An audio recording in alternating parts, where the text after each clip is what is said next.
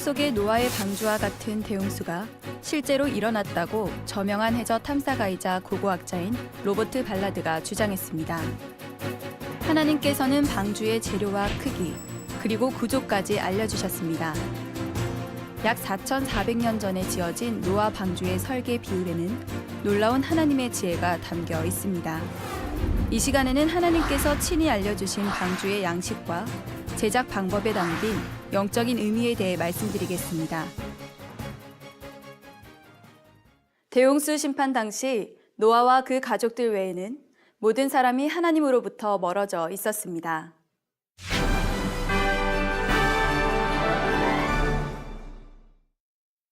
창조주이신 아버지 하나님께서는 이처럼 가치 없는 존재가 되어버린 이들을 정리하는 것이 낫다 여기셨습니다.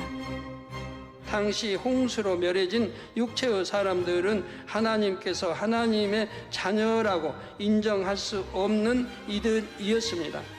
그들은 자유의지 가운데 마음과 생각을 사단 마귀에게 다 내어주었기 때문입니다. 만일 대홍수 심판이 없어서 그 당시 육체의 사람들이 죽지 않았다면 그들은 사는 날 동안 죄만 더 지었을 것입니다.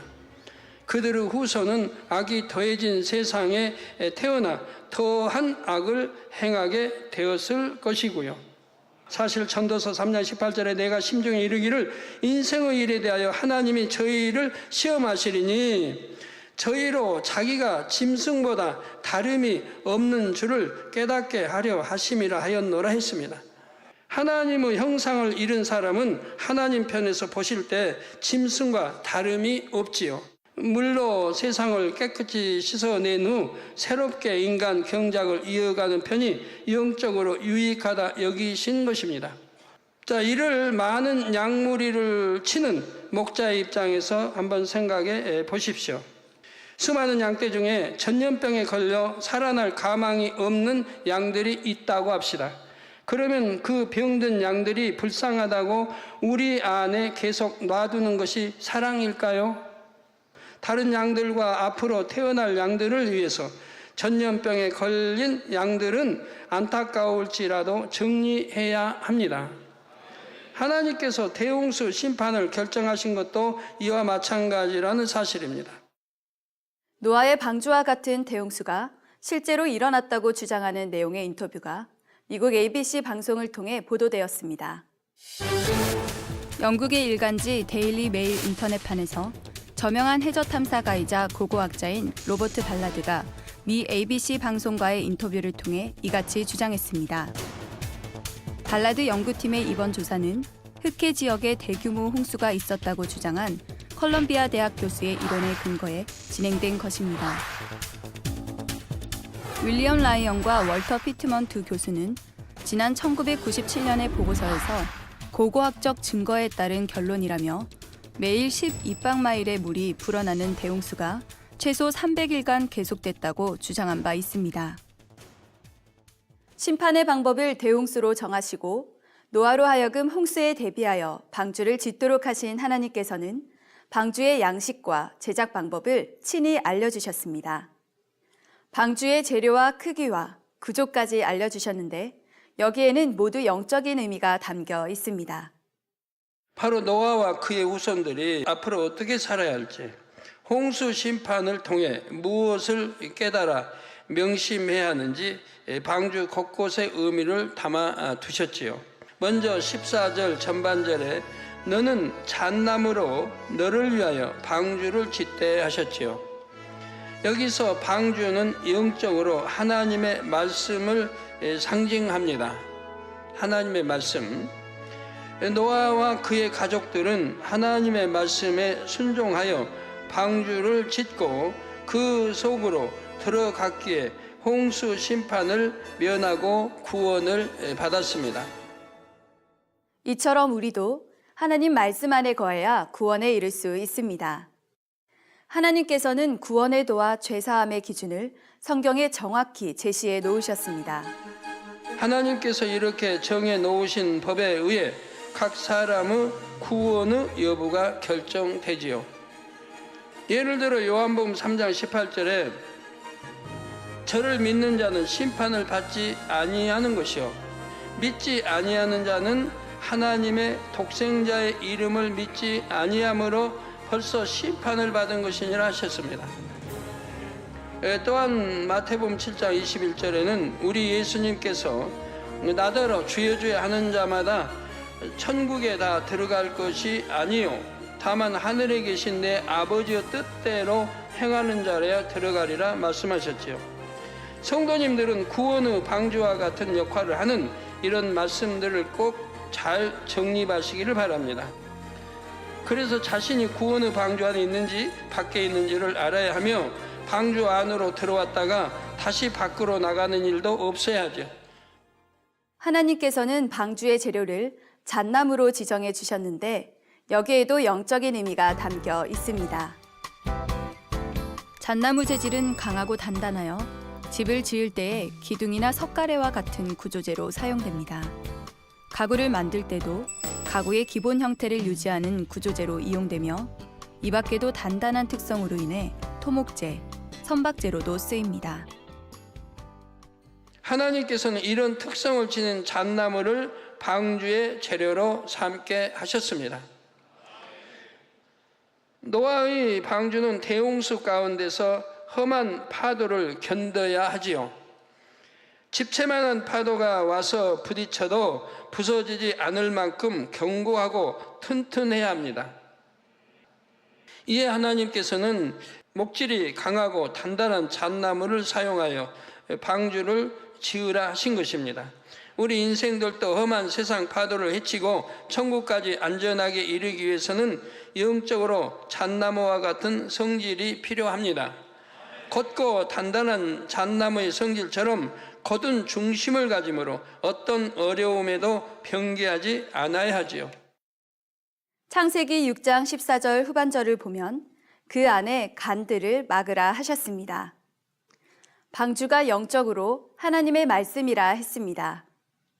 이처럼 방주가 통으로 된 하나님의 말씀을 가리킨다면 내부에 칸이 쳐진 방주는 무엇을 뜻할까요? 바로 하나님의 말씀에 비추어 모든 것을 분별할 수 있는 마음을 의미합니다. 진리와 비진리를 분별하고 선과 악을 분별하며 빛과 어둠을 분별할 줄 아는 것이죠. 우리가 이 세상을 살아갈 때에 반드시 이런 분별의 능력이 있어야 합니다. 하나님의 말씀에 비추어 모든 것을 바르게 분별할 수 있으려면 먼저는 하나님의 말씀을 지식적으로 잘 이해하고 기억해야 합니다. 그리고 이와 함께 반드시 영적인 무장을 해야 하지요. 즉 마음이 진리로 변화되어야 합니다. 마음을 진리로 변화시킨 사람은 성령의 음성과 주관을 받을 수 있기에 하나님께서 원하시는 뜻을 분별할 수 있습니다. 하나님께서는 방주를 잣나무로 짓되 역청으로 그 안팎에 칠하라 명하셨습니다. 역청은 무엇일까요? 역청은 원유를 정제하고 남은 아스팔트나 그것들의 가공물을 말합니다. 석유를 채취하는 유전에서 천연으로도 얻을 수 있는 이 역청은 방수, 방부 등을 위한 소재로 사용됩니다. 출애굽기 2장 3절에 보면 아기 모세가 칼상자에 담겨 하숫가에 띄워질 때 칼상자에 역청과 나무 진을 칠했다 했습니다. 이처럼 역청을 발라주면 방수 역할을 하여 물에 뜨기가 쉬워집니다. 그런데 하나님께서는 방주의 안팎에 역청을 칠하라 하셨습니다. 나무와 나무가 접한 작은 틈새까지 역청을 꼼꼼하게 발라서 물이 새지 않게 철저히 대비하게 하셨지요. 그러면 역청으로 방주 안팎에 칠하라는 이 말씀에 담긴 영적인 의미는 무엇일까요? 바로 세상 속에 살아가되 세상의 것을 마음에 받아들이지 말라는 뜻입니다. 성도님들은 이 땅에서 경작받는 동안 어차피 세상 속에서 삽니다. 성도들이 이처럼 세상 속에 섞여 산다 해도 세상의 물이 성도의 삶에 들어와서는 안 됩니다. 방주의 바깥뿐만 아니라 안쪽까지 꼼꼼하게 역청을 바르라 하신 것처럼 세상이 틈타지 않게 세상을 차단해야 합니다. 제가 성도님들에게 세상 노래나 TV, 영화를 끊어야 한다, 인터넷 이용도 주의해야 한다고 늘 강조한 데에는 이유가 있습니다. 적그리스도의 세력이 세상 문화를 지배하며 자신들의 도구로 널리 활용하고 있기 때문입니다. 폭력적이고 음란한 영상물은 물론이고 일반적인 대중문화에도 이미 적그리스도의 사상이 스며들어 있지요. 여러분이 단지 재미를 위해 시청한다 해도 무의식적으로 나쁜 영향을 받게 됩니다. 창세기 6장 15절에 하나님께서 방주의 크기를 알려주십니다. 그 방주의 제도는 이러하니 장이 300규빗, 광이 50규빗, 고가 30규빗이며 하셨지요. 여기에 나오는 규빗은 길이의 단위로서 한 규빗은 성인의 손가락 끝에서 팔꿈치까지의 길이입니다. 한 규빗을 미터법으로 환산하면 대략 46cm에서 56cm 사이가 됩니다. 개인적인 차이, 시대적인 차이가 있기 때문에 절대적인 수치로 규정하기는 어렵습니다. 그럼 계산에 용이하도록 한 규빗을 약 50cm로 가정하여 방주의 크기를 계산해 보겠습니다. 장이 300규빗이라 하였으니 방주의 길이는 약 150m입니다. 일반 경기용 축구장의 길이는 90에서 120m로 노아 방주의 길이는 축구장보다 훨씬 길지요. 노아 방주의 너비는 광이 50규빗이라 했으므로 약 25m입니다. 또한 고가 30규빗이라 했으니 방주의 높이는 약 15m가 됩니다. 내부가 3층으로 구분되어 있습니다. 노아의 방주는 하나님께서 지정하신 동물들을 모두 싣고 그들의 식량까지도 충분히 실을 수 있는 크기였습니다. 과학자들의 계산에 의해 이것이 사실임이 증명되었습니다. 지금으로부터 약 4,400년 전에 이렇게 큰 방주가 지어졌다는 사실은 참으로 놀라운 일입니다. 그런데 노아 방주의 설계 비율에는 더욱 놀라운 하나님의 지혜가 담겨 있습니다. 선박공학자들은 오랜 시간에 걸쳐 대형 선박의 안전 표준 설계 비율을 찾아냈습니다. 그것은 선박의 길이가 넓이의 6배이면서 높이의 10배일 때 가장 안전하다는 것이지요. 그러면 노아의 방주는 어떤가요? 길이 150m는 너비 25m의 6배이며 또한 높이 15m의 10배입니다. 대형 선박의 안전표준 설계 비율과 정확히 일치하는 것을 알 수가 있습니다. 인류가 100m 길이의 대형 선박을 최초로 건조한 것은 1843년 SS 그레이트 브리튼 호입니다. 이 대형 선박은 길이가 98m, 너비 15.5m, 높이 9.75m로 안전표준 설계 비율대로 건조됐습니다. 선박공학자들이 근대에 찾아낸 비율을 지식의 근본이신 하나님께서는 이미 알고 계셨기에 노아의 방주를 그 비율대로 짓게 하셨던 것입니다. 1890년경 미국의 조선 건축가인 디키시는 노아의 방주에서 영감을 얻어 노아의 방주와 동일한 설계 비율로 군함을 설계했습니다. 바로 USS 오레고노 군함으로 지금까지 건조된 것 중 가장 견고한 군함으로 평가받는다고 합니다. 노아의 방주와 관련된 흥미로운 실험이 1992년 6월에 우리나라에서 실시됐습니다. 1992년 6월 국가출연기관인 해사기술연구소는 한국창조과학회의 의뢰를 받아 노아 방주를 조성공학적 입장으로 접근하여 실험하고 그 연구 결과를 발표하였습니다. 이 연구소는 선박의 선형 시험 및 성능 평가 업무에서 세계적으로 인정받는 기관입니다. 실험을 위해 노아의 방주를 50분의 1로 축소한 테스트용 방주를 만들어 이를 대형 수조에 띄우고 여기에 인공 파도를 일으킴으로써 여러 가지 방주의 안정성을 측정하였습니다. 일반적으로 선박의 안정성은 복원 안정성, 파랑 안정성, 구조와 안정성 이 세 가지 요소를 측정 평가합니다. 쉽게 말해 높은 파도에도 전복되거나 부서지지 않는가, 선체 내부에 실린 승객이나 화물은 얼마나 잘 보존되는가를 평가하는 것입니다. 지금까지 관측된 최고 파도 높이인 30m 파도를 인공으로 만들어서 실험해 보기도 했는데 모형 방주는 이 환경에서도 끄떡없었습니다.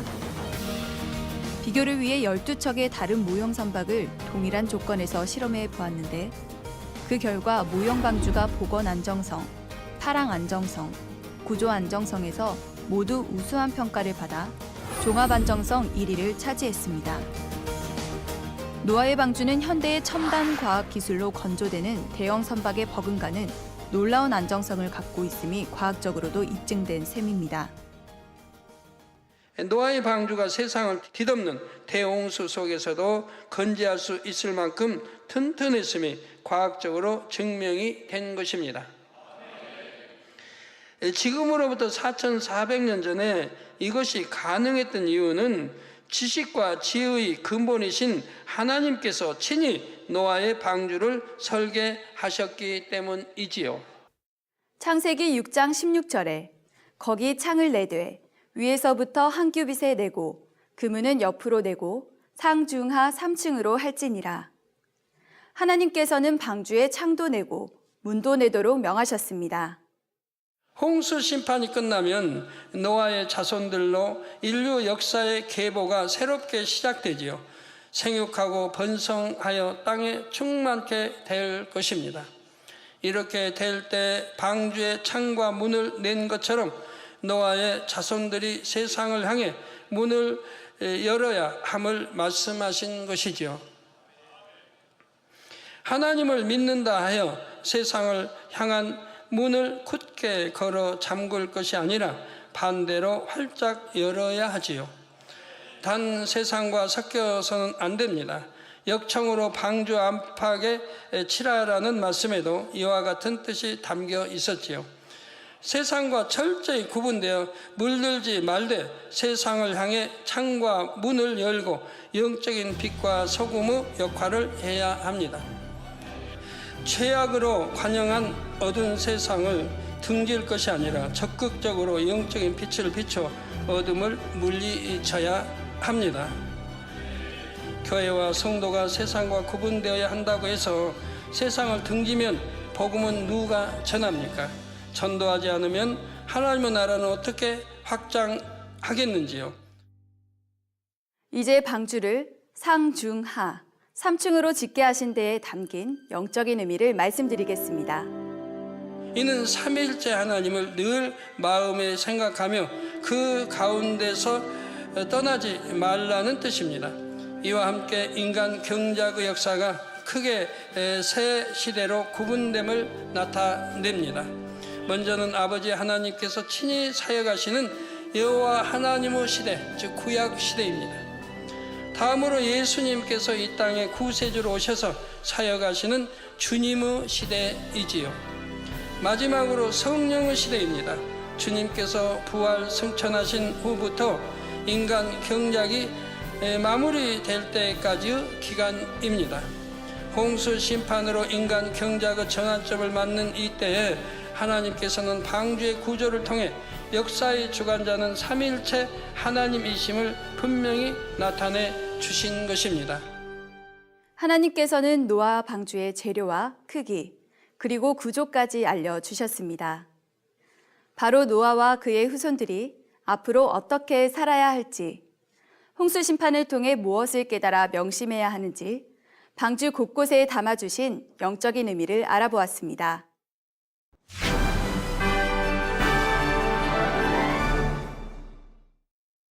4,400년 전에 노아의 방주가 세상을 뒤덮은 대홍수 속에서도 건재할 수 있었던 이유는 지식과 지혜의 근본이신 하나님께서 친히 노아의 방주를 설계하셨기 때문입니다.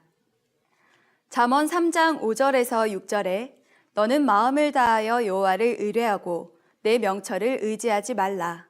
너는 범사의 그를 인정하라. 그리하면 내 길을 지도하시리라 하셨습니다. 아버지 하나님께서는 여러분이 마음을 다해 하나님을 인정하고 하나님만을 의지하기를 바라십니다. 그러므로 시청자 여러분들도 이러한 하나님을 마음 다해 인정하고 범사에 의뢰하시기를 바랍니다. 창조와 과학 도율이었습니다.